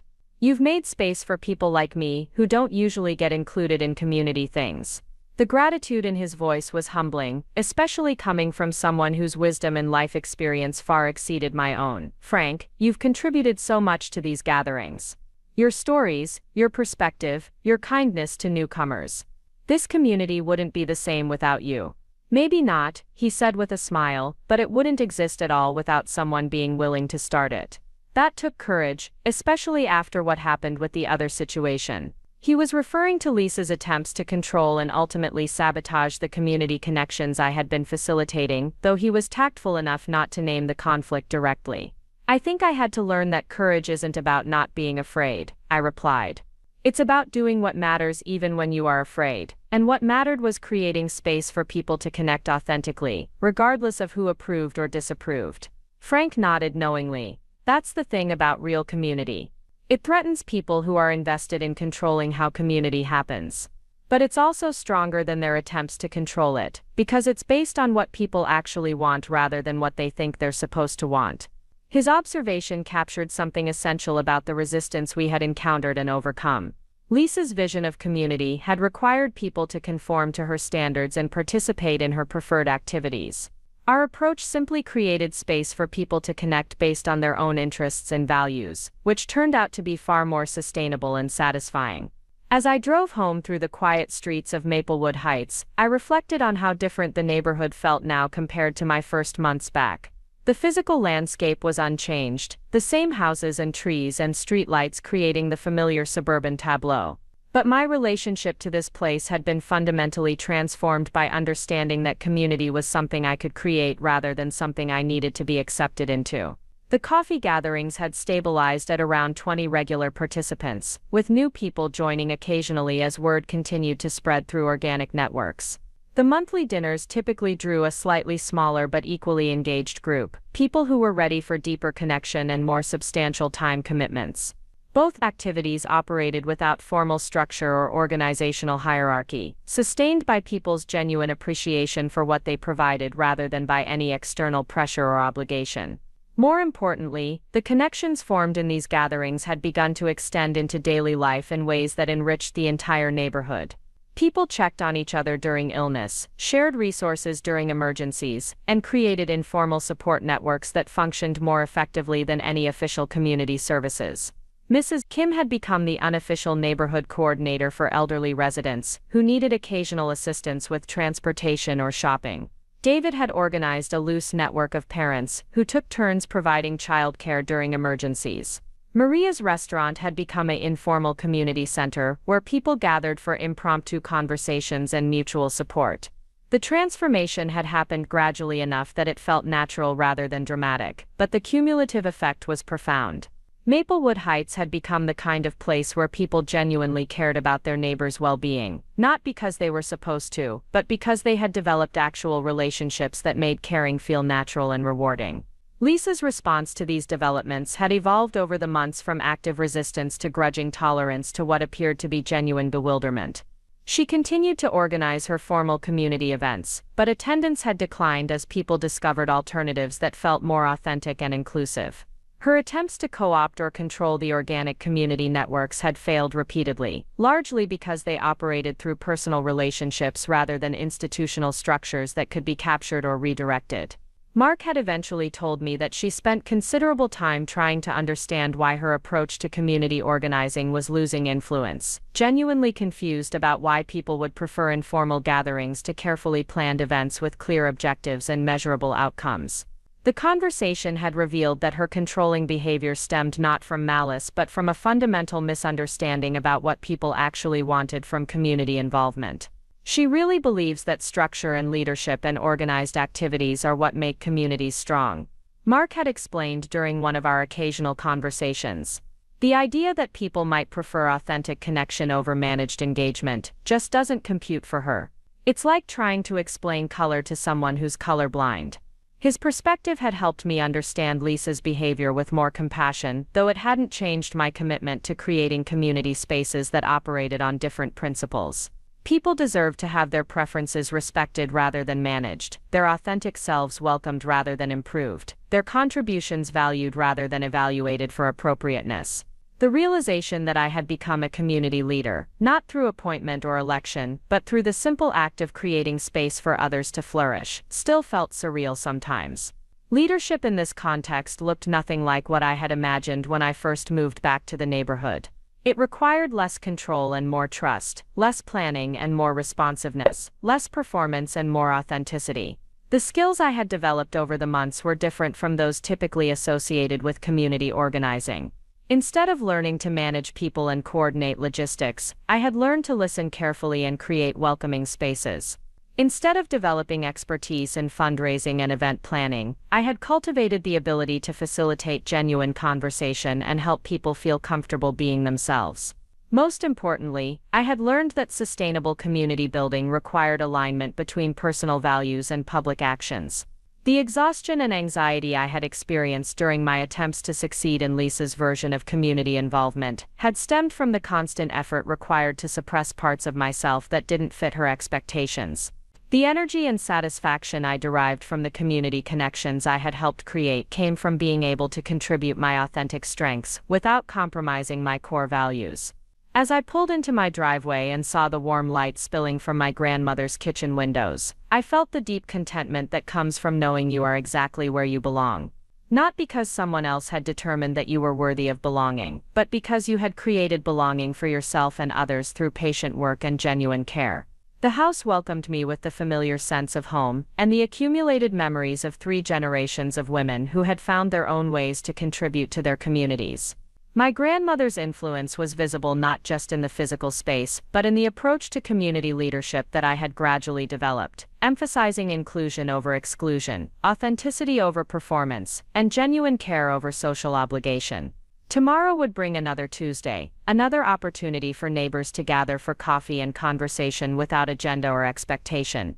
Next month would bring another potluck dinner, another chance for people to share food and stories, and the kind of unhurried time that allows real relationships to develop. These rhythms had become as natural and necessary as breathing, sustaining not just individual connections but the broader sense of community that made the neighborhood feel like home. The transformation that had begun with Lisa's cruel words in her perfect living room had led to something none of us could have anticipated. Not just personal growth or individual empowerment, but genuine community change that had made life better for everyone who participated. People who had been isolated had found connection. People who had felt judged had found acceptance. People who had been marginalized had found belonging. The pathetic woman who had absorbed criticism without pushback, who had apologized for other people's poor treatment of her, who had been grateful for scraps of conditional acceptance, no longer existed. In her place was someone who understood that belonging was not something to be earned, but something to be created, not something to be granted by gatekeepers, but something to be built through authentic relationships and shared values. The journey had been difficult and uncertain, requiring me to develop courage I hadn't known I possessed, and to trust instincts I had been taught to doubt. But the destination had been worth every moment of discomfort and uncertainty. I had found my place in the world, not by fitting into someone else's vision of community, but by creating space for the kind of community that aligned with my deepest values and highest aspirations. Up next, you've got 2 more standout stories right on your screen. If this one hit the mark, you won't want to pass these up. Just click and check them out.